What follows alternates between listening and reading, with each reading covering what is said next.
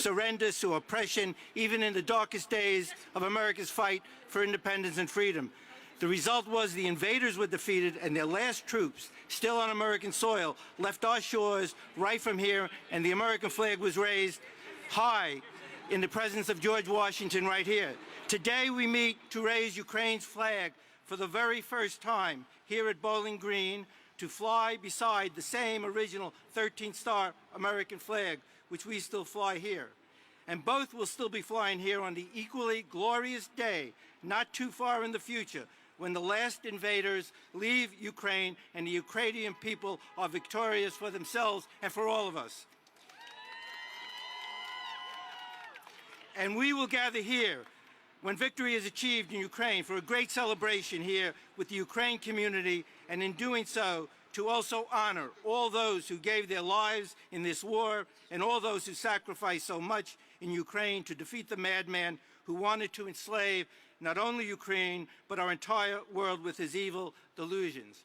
Now, it is my great pleasure, once again, to welcome and introduce the 110th Mayor of the City of New York, Mayor Eric Adams. All right.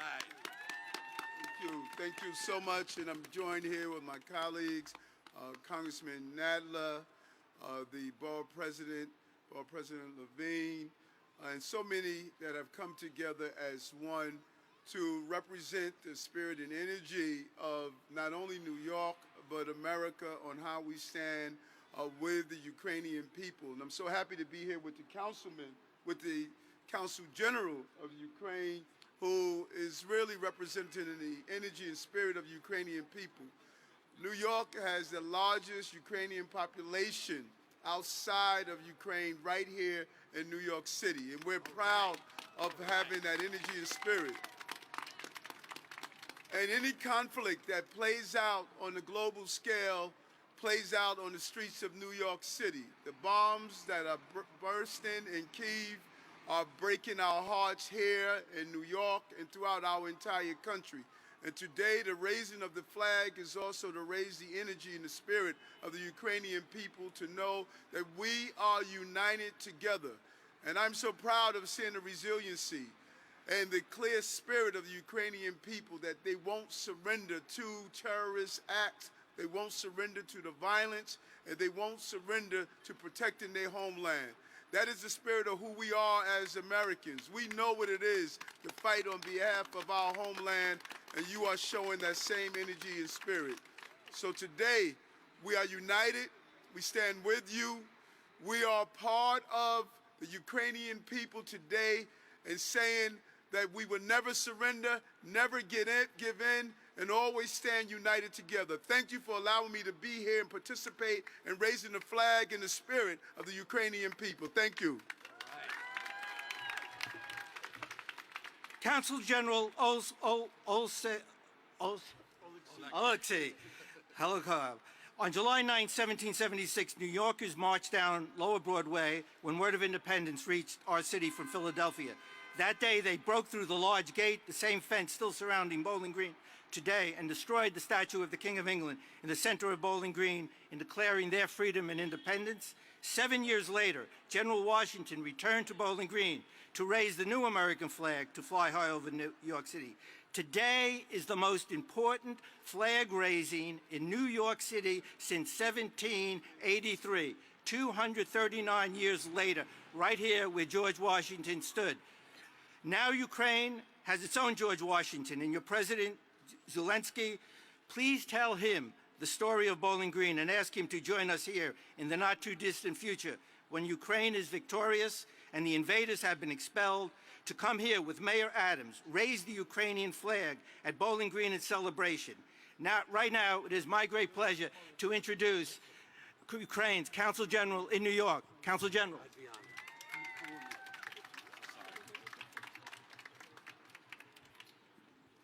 Thank you, Mr. Piccolo.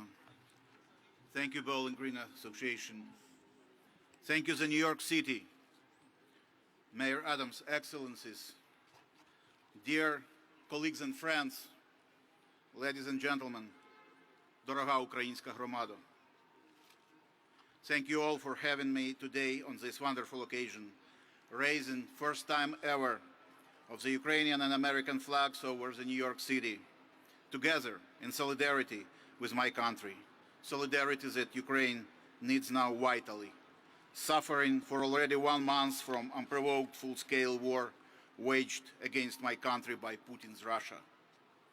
Having failed to make Ukraine surrender after a blitzkrieg due to unbreakable spirit, braveness and patriotism of Ukrainian defenders, the largest on the continent, and we know that for sure now, the most barbaric army in the world, encircled Ukrainian cities and shells, some say indiscriminately, but we are confident, intentionally. Residential houses, hospitals, kindergartens, and even maternity homes in besieged cities and towns, causing severe damage and numerous casualties among civilians. The residential areas of such cities as Kharkiv, Chernihiv, Sumy, Mariupol, Melitopol, outskirts of Kiev, and many others are intensively shelled, leaving daily dozens of innocent civilians killed and wounded. The war situation remains at the besieged city of Mariupol, which is now almost destroyed. Daily, from 50 to 100 aviation bombs are dropped by Russians. Russia's crimes include bombardment of a drama theater where up to 1,300 civilians were being sheltered, of an art school which served as a shelter for around 400 civilians, and seizure of a hospital with 400 civilians in it used as a human shield. The UNOHCR Office for Commissioner of Refugees recorded 2,510 confirmed civilian casualties in Ukraine, almost 1,000 killed and more than 1,500 injured. It's data from March 21. And the OHCR believes that the real figures are considerably higher. Accordingly to the prosecutor of Ukraine, the general prosecutor of Ukraine, 121 children were killed by Russian invaders and 168 injured. Kindergarten and schools, universities and hospitals, airports and fuel stations, bridges, food warehouses and water reservoirs are targeted. 554 educational institutions, more than 100 hospitals, more than 3,780 residential buildings and 28 religious buildings were damaged or destroyed only on the territory controlled by Ukraine. In the city of Kharkiv alone, 1,000 houses were entirely destroyed. Forced with logistical challenges, Russian troops began pillaging local residents and robbing humanitarian convoys. The Russian army in Ukraine has been ordered to switch to self-sufficiency, Kremlin-sanctioned looting. The main efforts are now focused on establishing of humanitarian corridors, which are regularly violated by the Russian troops as the humanitarian situation deteriorates. We urgently need humanitarian assistance. According to the Office of the President of Ukraine, as of 22nd March, Ukraine received during 2 weeks of March more than 100,000 tons of humanitarian aid. We are grateful to our partners and expect a more active involvement of international organizations in humanitarian aid, including establishment of humanitarian corridors blocked by Russian troops, ensuring delivery of humanitarian relief to the medical facilities and provision of critical food supplies to the civilian population. Ending the war launched by Russia remains Ukraine's key priority. We urgently need ceasefire, but talks with Russia are far from being optimistic, since Putin's plan remains the same. He literally does not recognize the right of Ukraine to exist. Whether the Russian dictator succeeds in snuffing out Ukraine will depend not just on Ukrainians, not just on our astonishing courage, which is not in doubt, but on the West's continued determination to give Ukraine more help that it sorely needs. Ladies and gentlemen, Ukraine is grateful to all our partner countries for the help provided. I wish to particularly express our gratefulness to the United States for its strong support on all the levels, and wish to particularly thank the City Mayor Adams for swift response and cooperation we are further strengthening with your dedicated office to better help Ukraine. Cooperation with our Ukrainian community in New York, who works now tirelessly 24/7 to help our native land, Batkivshina. We thank all of you, but today we need more help. Obviously, to help us, countries can do two things: leaving us fighting ourselves, our territory. First, send us necessary weapons. And second, impose strengthened sanctions on Russia. New packages of sanctions, systemic and consolidated, until the Russian military machine stops, are vitally needed.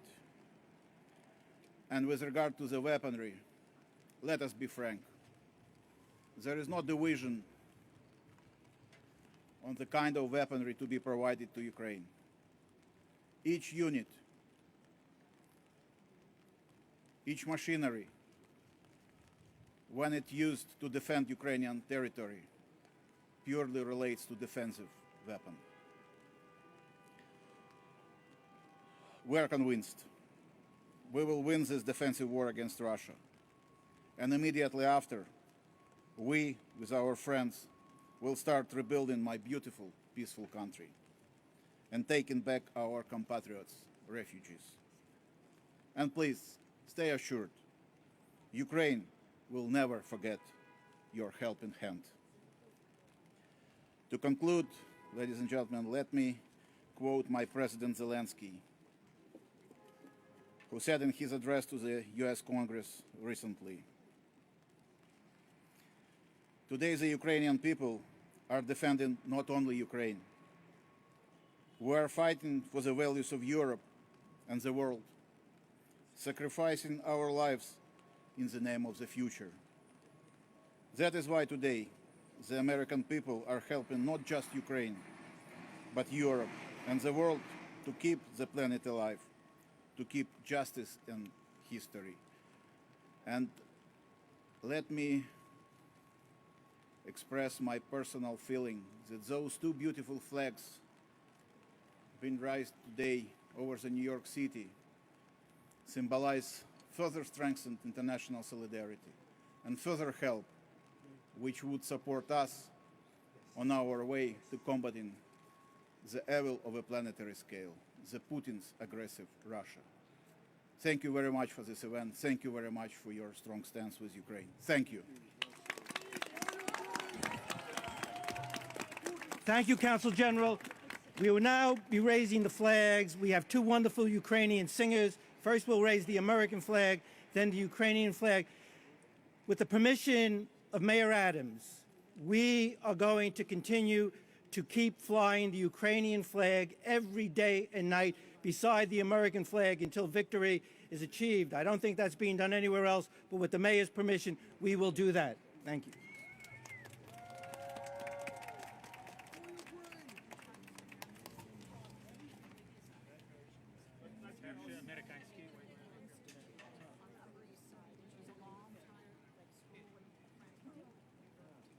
Okay, go.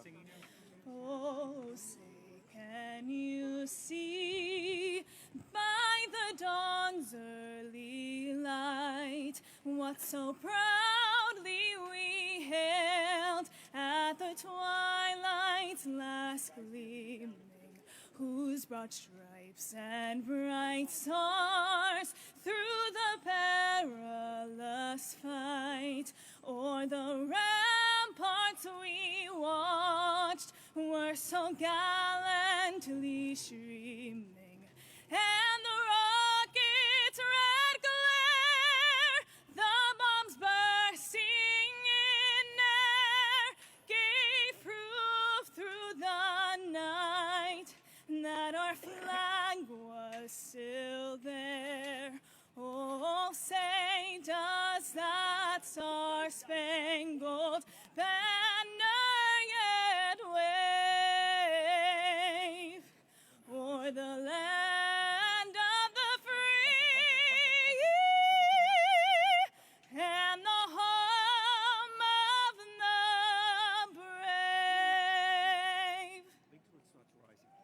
you. Wonderful. And now the Ukrainian national anthem.